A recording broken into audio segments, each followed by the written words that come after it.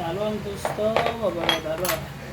چرخ تو میبینی گوشاش خراب کرده.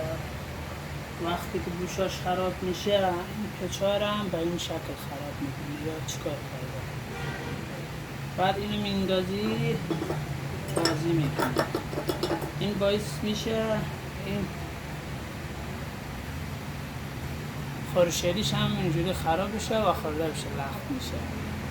بعدش طریقه در آوردن این گوشا بعضی دوستامو در میارن، اما باید نوشته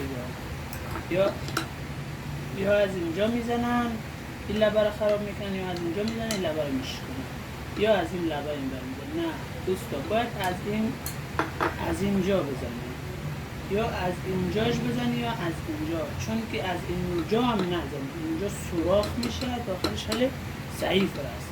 فقط از اینجا باید بزنی، از اینجا از اینجا. و بعدش هم اینا رو باید عوض کنی، وگرنه باز همین لغیر داخل این گوشتوپی‌های جدید داخل اینا میزنن، با دوباره خرابی به بار میارن.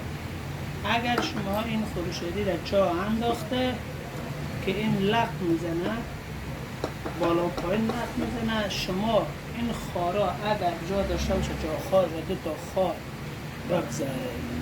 اگر نداشته باشه یک رینگ از پایین بندازه که اینجا خدا شده کمی بیاد بالا، خار بندازی میشه پیر.